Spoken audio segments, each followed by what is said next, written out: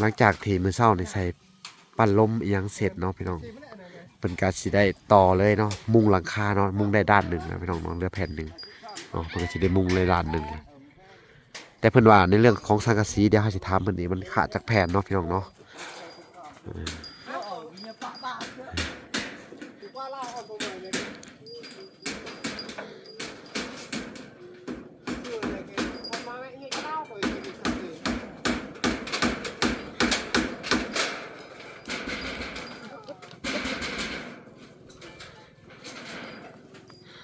สบายดีโดยสบายดีน้องกระทองอันสังกะสีนี่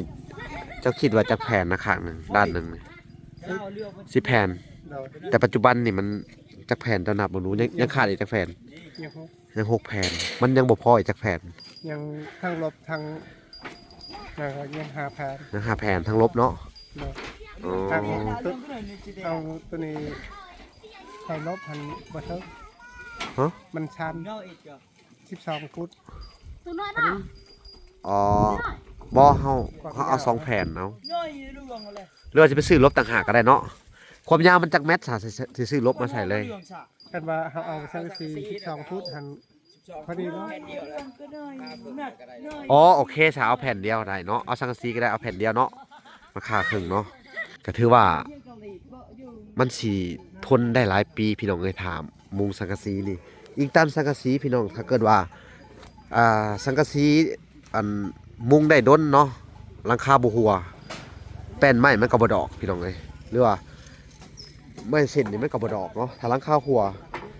อันใส่ไม้เนาะไม้มันก็ถึงน้ำแล้วมันก็เฮ็ดให้ทางอันไม้เส้นไม้หยังนี่ดอกได้พี่น้องเอ้ยเนาะโอเคพี่น้องเอ้ยพอมาฮอดทางพ่อน้องไก่ทองเพิ่นก็สั่งสังกะสีเลยเนาะพี่น้องเอ้ย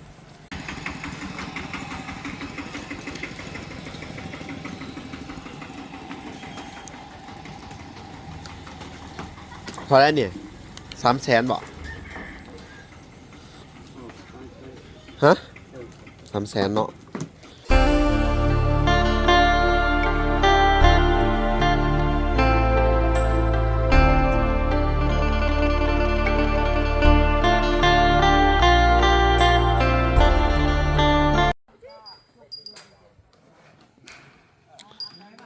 โอเคพี่น้องเอ้ยเนาะกับสบายดีพ่อแม่พี่น้องเนาะเบิดสุขุสุขคนพี่น้องเอ้ยก็ยินดีเข้าสู่ช่อง YouTube บ่าวหลาสายบุญคุณธรรมคือเก่าพี่น้องเช่นเก่าเช่นเคยพี่น้องเอ้ยเนาะทักทายสบายดี FC ทางฝั่งไทยและ FC ทางฝั่งลาวและ FC ทางต่างประเทศนำเด้อพี่น้องเอ้ยเนาะมื้อนี้ก็มาติดตามทางครอบครัวน้องไก่ทองคือเก่าพี่น้องเอ้ยหลังจากที่มื้อเช้านี่ใส่ปั้นลมอีหยังเสร็จเนาะพี่น้องเพิ่นก็สิได้ต่อเลยเนาะมุงหลังคาเนาะมุงได้ด้านหนึงนะพี่น้องเนาะเหลือแผ่นหนึงเนาะเพิ่นก็สิได้มุงเลยด้านหนึงแต่เพิ่นว่าในเรื่องของสังกะสีเดี๋ยวเฮาสิถามเพิ่นอีกมันขาดจากแผ่นเนาะพี่น้องเนาะ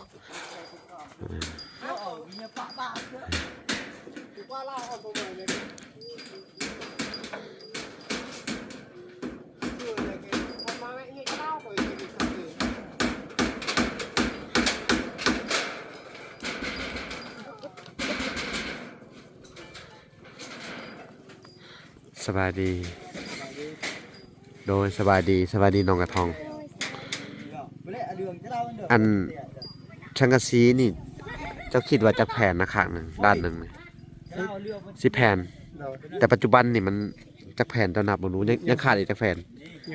ยัง6แผ่นมันยังบ่พออีกจักแผ่นยังทั้งลบทั้งยังหาแผนยัง5แผ่นทั้งลบเนาะอ๋อเอาตัวนี้ใส่ลบพันบ่เทิงฮะมันชัน12ฟุตตัวน้อยป่ะอ๋อบ่เฮาเอา2แผ่นเอาหรือว่าจะไปซื้อลบต่างหากก็ได้เนาะความยาวมันจักเมตรสิซื้อลบมาใส่เลยกันว่าเฮาเอาสังกะสี12ฟุตหันพอดีเนาะอ๋อโอเคถ้าเอาแผ่นเดียวได้เนาะเอาสังกะสีก็ได้เอาแผ่นเดียวเนาะราคาครึ่งเนาะแต่ว่าเฮาต้องเพิ่ม4แผ่นเอามาเพิ่มอีก4แผ่นตัวมุงนี่ยังสิโอเค แล้วก็เอาอาหารเทิงกัน12ฟุตแผ่นหนึงเนาะ โดย แม่นเนาะก็มีแต่ว่าเจ้าไปกับข่อยก็ได้จังหน่อยเนาะเดี๋ยวสิถ่ายเบิ่งอีกก่อนพี่น้องเอ้ยอัปเดตเบิ่งอีกก่อนดิในเฮือนในชาติเพิ่นนี่ล่ะเดี๋ยวสิให้ทุกคนเบิ่งหอมๆเลยเนาะหอมๆเพื่อนเพิ่นเนาะพี่น้องเนาะโอ้ยระวังตกเด้อไก่ทองขึ้นไปหยังนะฮะ จะซ่าเต้ พี่น้องเอ้ยนี่อันนี้ก็ นั่งคุยจะซ่า แม่ลูกอ่อนพี่น้องสบายดีเด้อกินหยังอะนะฮะกินผักตัวเก่าอีกแล้วเนาะกระปูไผไปขุดมานี่ฮะ ไม่ทาย ไม่เฒ่าใครแน่บ่อยู่ไผอยู่หยังใครแน่เนาะโอ้สู้ๆเด้อจักมือสิออกอันแต่สิออกกำนี่ ดีวิดีกับ3 3มื้อ เดิน โอ้โดยกินน้ำน้ำห้อนเนาะเอาโอเคเดี๋ยวสิเบิ่งคือเพิ่นก่อนเฮ็ดเพื่อนนี่แหละพี่น้องนี่ครับ แต่เนื้อไป สบายดีน้องนางปุ้ยยังปุ้ยนะปุ้ยสบายดีเห็นยังนะฮะโอ้เสียวนี่ออก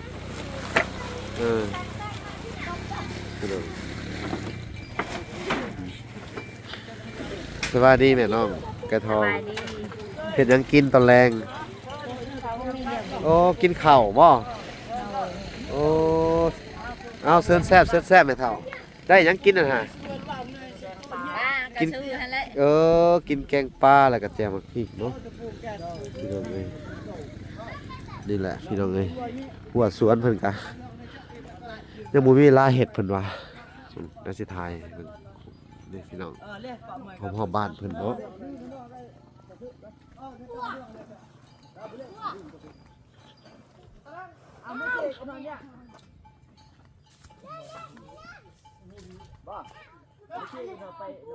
โอเคได้พี่น้องเอ้ยงามพี่น้องเอ้ยนี่แหละลักษณะนี่ล่ะพี่น้องเอ้ยเนาะก็ถือว่า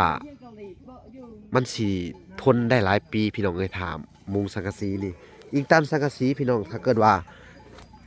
สังกะสีอันมุงได้ดนเนาะหลังคาบ่หัวแป้นไม้มันก็บ่ดอกพี่น้องเอ้ยหรือว่าไม้เส้นนี่มันก็บ่ดอกเนาะถ้าหลังคาหัวอัน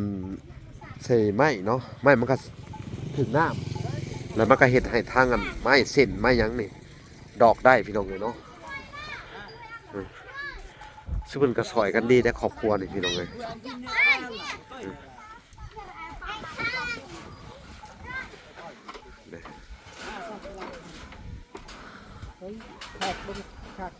โอ้เพิ่นสิแทกเบิ่งทางพ่อน้องไก่ทองอันน่ะพับไว้มื้อแรงได้นอนแล้วบัดนี้เนาะคือสิแล้วพี่น้องมุงนี่สู้ๆพี่น้องเอ้ยเบิ่งมื้อแรงเพิ่นก็สิได้นอนล่ะคุณผู้ชมนี่ ขับดีๆเด้อ เออ อันนี้เขาจะได้บนมันขาดค่ะ พับไว้เก็บไว้เออสบายดีล่ะ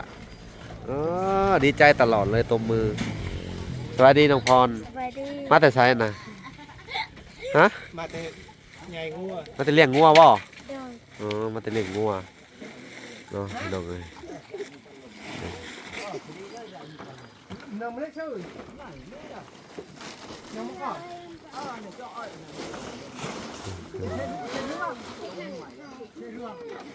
มาบางคนนี่แค่ดูร่วงได้เนี่ยได้กี่ได้เลยใหญ่เลยเด็กเลยยิงร่วงใหญ่เลยนะเลยนะเอามือกันลงเนี่ยนะ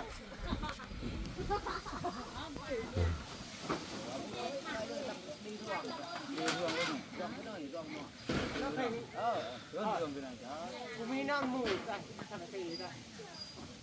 ไปหมูสังตีหมูเดียว เอามุงเลยอย่ามันตัดแผ่นหนึ่งใส่นี่เอาแผ่นหนึ่งไปตัดใส่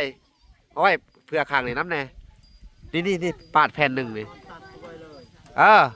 ตัดแซมใส่พังนี่ไม่ต้องแก้ดอกเห็ดเลยรอดต่อไปเลยรอดตัวน่ะเอาแผ่นนี่ขึ้นไปตัดใส่ตัดเตอะมาได้เราเจอ ไม่ต้องไปตัดมันเสียเวลาไม่แต่เอาตัดแผ่นหนึ่งใส่อยู่นี่ แล้วเอาแผ่นหนึ่งจงไว้ข้างนี่น้ำแน่เด้อ เจอในเจาะ อ่า น้ำเลยนี่เลยครับ แก้ปัญหาให้เพิ่นที่เพิ่นจะว่า เพื่อนเกินนี่ สิได้ตอกปันลมใหม่เนี่ยเลื่อยออกอีกเนาะก็บ่ได้เนาะพี่น้องก็คือเอาสังกะสีตัดครึ่งเนาะเอาไปอันน่ะอยู่เทิงเนาะเอาไปประกบนบอนมันสิบ่พอพี่น้องนี่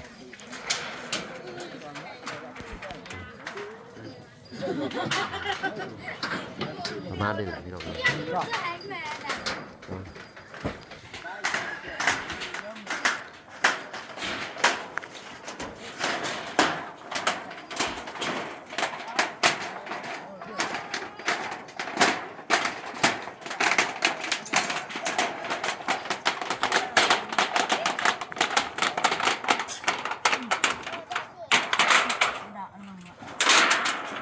ฉีกถึงแล้วเนาะ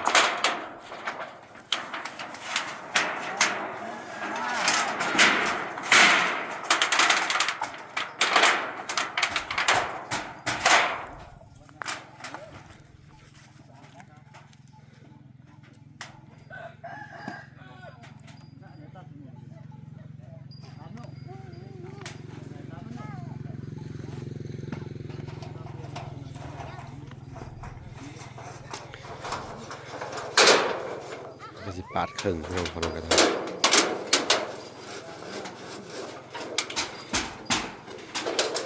จับไปดูลองเลื่อยเข้าไปกินนี่แหละเบิ่งมาสิเลื่อยให้เจ้าจับช่องข้างจับยับมาเลยเด้อย่อขึ้นผ้าเข่าอยู่บนนี่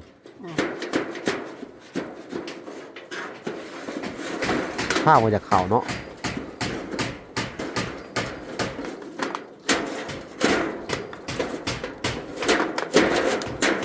เลยผ้ามาจากเข่าเนาะมุ้ยบิดตัดเนาะเลยต้องใส่บิดตัดแบบสิก็ได้นี่เอาแบบสิอันน่ะเอาไปห้องใส่ไม้เอาปุ๊บเอาไปห้องใส่ไม้แล้วเขาเลื่อยไปห้องใส่ไม้ดิโอเคพี่น้องเลย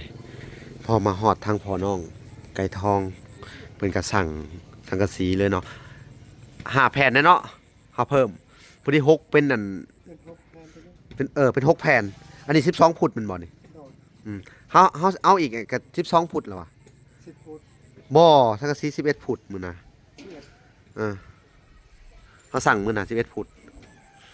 เอา12เลยก็ได้เผื่อไว้ข้างนี่มันน่ะเนาะหรือว่าได้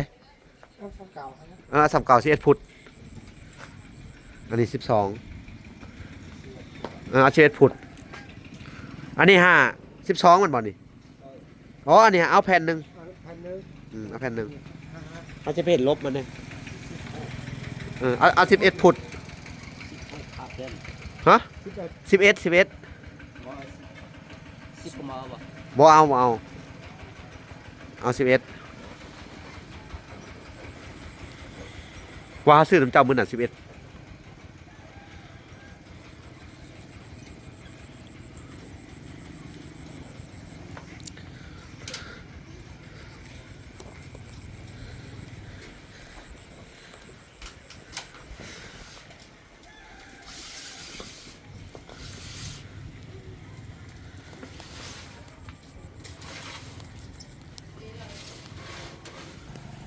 พี่น้องทั้งหมดจะมัดให้เด้อแผ่นละ50 5 แผ่น10 แผ่น50 10 แผ่น5 แผ่นก็250,000บวกใส่อันนะครับผู้ดี300,000พี่น้องทั้งเบิดนี่300,000เนาะแผ่นนะครับน่าจะเป็นแผ่นละ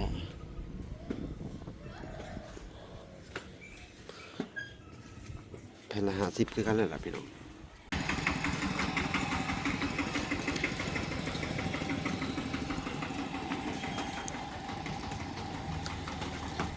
พอแล้วเนี่ย300,000บ่ฮะ300,000เนาะแผ่นละ50 6 แผ่นก็ถึง300,000พี่น้อง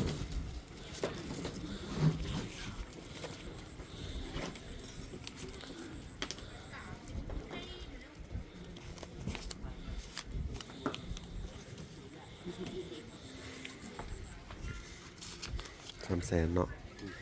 โอเคพี่น้องเอ้ยจะแบกได้อยู่หรอกเนาะ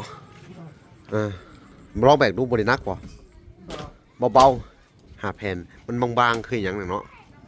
เบาๆเนาะโอเคเดี๋ยวพอสิขับรถให้เจ้านั่งข้างหลังเด้อโอเคเด้อไปเลยไปพอกันอยู่เพื่อนคือเก่าพี่น้องเอ้ยโอเค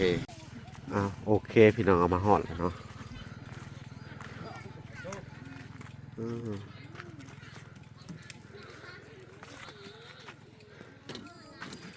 คือสิพ่ออยู่ดอกบัดนี้เนาะโอ้แล้วครั้งหนึงอะเนาะโอ้เซินแซ่บเอากินเลยได้หยังกินอ่ะนะ กินกับแกงป่ากับแจ่วน้ำพริก โอเคเอาเซินแซ่บเนาะมื้อนี้มันก็ค่ำแหละคำว่าเมื่อยก็พักกันพักเนาะหรือว่าสิเฮ็ดต่อก็แล้วแต่เด้อ เฮ็ดต่อหนึ่งครั้งหนึ่ง โอเคเพราะว่าทางอลาก็ซื้อของมาให้เพิ่นครบแล้วพี่น้องเนาะก็จะ ได้จุนกลุ่มจ้า นี่ได้เบี้ยสวยจ้า เพิ่นก็เอิ้นกินข้าวมาพี่น้องเนาะ เละอากาศ โอเคพี่น้องเอ้ยเนาะ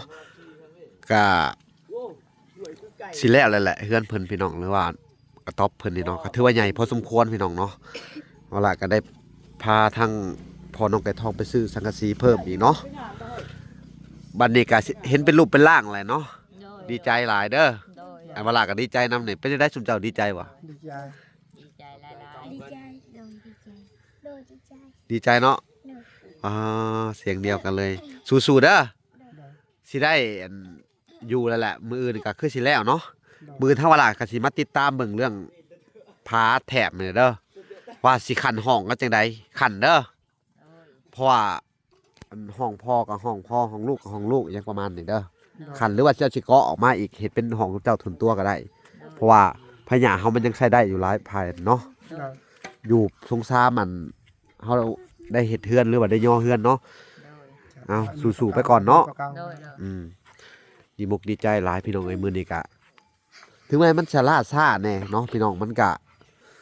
ถือว่าเพิ่นได้ลงมือเฮ็ดอหยังนั้นมันก็ค่อนข้างจะเฮ็ดดีแน่เนาะพี่น้องเพราะว่าเฮาก็อาศัยอยู่ดนเนาะเราก็ต้องเฮ็ดให้มันดีๆเนาะถ้าเกิดว่าไผหญ้านี่มันก็สิได้แค่2 ปีเนาะไผหญ้ามันสิเปื่อยไปคือไปซั่นพี่น้องแต่ว่าเรื่องของคักบ่ไผหญ้ามันก็คักตั้งแต่โบราณเฮาใช้มาเนาะแต่ว่าสังกะสีก็ถ้าว่าเฮาซุมื้อนี่สังกะสีมันก็บ่ค่อยดีดอกเนาะแต่ว่าเฮาจะพยายามจะขึ้นไปเหยียบโคมอหยังมันสีกไว้สังกะสีอย่างนี้มันจะคือกระดาษนี่นะแต่ว่าเฮาอยากไปเหยียบมันแหละมันดีที่สุดมันก็บ่ขาดบ่หยังมันก็โอเคใช้ได้อยู่ดอกเนาะใช้ได้ดู5-6 ปีหรือ10 ปีอย่างประมาณนี้มันจังหัวเนาะ1มานี่สังกะสีพวกนี้โดนควันไฟบ่ได้เปื่อยบ่เลยได้หรือว่าเฮาสิไปดังไฟอูดใส่นี่บ่ได้มันเปื่อยเบิดบ่พอปีคำโดนควันไฟนี่เปื่อยไว้เนาะแปลว่าควันไผ่เนี่ยมันสิเป็นกรดอย่างกัดสังกะสีได้เนาะแม่นบ่เอามื้อนี้ก็สิให้ชุมเจ้าเด้อขอบคุณเด้อเพิ่นเบิ่งอยู่เด้อชุมเจ้าสิมีหยังบ่สิตอบบุญแทนคุณเพิ่นจังได๋ล่ะบัดนี้ได้ก็บ่มีหยังกันบ่สิตอบบุญแทนคุณก็มีแต่10 นิ้วเด้อ10 นิ้วขอกราบเอาพนมมือขึ้นขอบุญขอบคุณเพิ่นทางเอื้อยอ้ายทางอเมริกาเด้อขอบคุณเด้อขอบคุณเด้อผู้ใหญ่ใจดีอย่าเจ็บอย่าไข้เด้อสบายเจ้าไปช่วยเดือหน่อยให้เจ้าอยู่ดีมีแห้งบ่ให้เจ้าเจ็บบ่ให้เจ้าชักไข้ให้เจ้าเราเจ้ารวยเด้อเงินทองให้ไหลมา เนาะโอเคสาธุพี่น้องเนาะอันนี้ก็เป็นความรู้สึกจากใจของสุเพิ่นเนาะสิได้อยู่กระต๊อบใหม่ค่อนข้างจะโอเคอยู่พี่น้องเนาะก็แน่นหนาอยู่พอสมควรเนาะแต่ได้ข่าวบ่พรสิต่อเติมพื้นเห็นแม่นบ่เพิ่นมาแจ้งข่าวเนาะพื้นตัวนี้เนาะก็เฮามุ่งแล้วแหละเฮาก็ต่อเติมก็ได้ให้บ่พรเพิ่นไปสั่งไม้มาก็ได้แต่ว่าเฮาอยู่ก่อนก็ได้บัดฮอดมื้อเฮาจังมาลื้อกันใหม่อีกทีนึงเนาะบ่เป็นหยังเด้อสู้ๆเนาะก็นี่แหละพี่น้องเอ้ยก็ขอบคุณผู้ใหญ่ทุกท่านเนาะที่สวยมาในเขตนี่เนาะพี่น้องเนาะว่าจะเป็นผ่านทางวาระเนาะหรือว่าผ่าน ทางบ่าวน้อยบ่าวพรก็ดีใจเบิดว่าจะผ่านไผก็ดีใจเบิดพี่น้องขอแต่ได้สวยเพิ่นเนาะทางเวลาก็ดีมุกดีใจหลายเนาะขอให้ทุกเพิ่นเนาะได้อยู่แบบว่าอันคนบ่หัวใส่อยู่แบบบ่เปียกเนาะนอนแบบบ่เปียกก็โอเคแหละเนาะได้ข่าวว่ามื้อน่ะฮะฝนตกใหม่เนาะย้ายของก็มาก็เปียกนอนในขี้ดินเลยหนาวก็หนาวเนาะ โดย เอาอดเอาก่อนบ่เป็นหยังเนาะสู้ๆเนาะทางเวลาก็ขอเป็นกำลังใจให้เด้อแต่ว่าก็สิมาติดตามเบิ่งเรื่อยๆแหละพี่น้องว่า มีข่าวดีหยังต่อไปก็ถ้าเพิ่นสิซอยก็ยินดีพี่น้องเอ้ยถ้าเพิ่นบ่ซอยก็แล้วแต่โชควาสนาหรือว่าแล้วแต่ดวงชะตาของพวกเจ้าเนาะเฮาก็เฮ็ดดีที่สุดแล้วนะซุเฮาก็มาพยายามช่วยเหลือทุกๆคนให้ได้เนาะแต่ว่าซุเฮาก็บ่มีทุนเนาะทางเวลาเองก็บ่มีต้นทุนเนาะก็มีแต่ว่านักบุญต้นทุนชาวบ้านเนาะถ้าเพิ่นยื่นมือเข้ามาช่วยหรือว่าผู้ใหญ่ที่เพิ่นมองเห็นเนาะมาช่วยหรือว่าเฮาก็เป็นแค่สะพานบุญเด้อบางเทื่อเฮาบ่มีบางเทื่อเงินเดือนเฮาออกเฮาก็จกเอามาใช้ค่าน้ำมูกน้ำมันเนาะเอามาให้ชุมเจ้าก็ซ้ำว่าช่วยคือกันเนาะเฮาได้ใช้ค่าน้ำมูกน้ำมันเนาะคือว่าลาเว้าแหละพี่น้องเอ้ยถ้าอยากช่วยเหลือซุเพิ่นก็บ่มีหยังก็ช่วยกดไลค์กดแชร์อันน่ะเบิ่งคลิปให้จบเนาะพี่น้องพออันได้ค่าโฆษณาเล็กๆน้อยๆเนาะเงินเดือน YouTube ก็บ่หลายพี่น้องเอ้ยเอ้าขอเป็นกำลังใจให้สู้ๆต่อไปเนาะโอเคพี่น้องเอ้ยคลิปนี้ก็สิได้จบลงก่อนเนาะพี่น้องเนาะไปพบพ้อกันใหม่ในคลิปหน้าเนาะ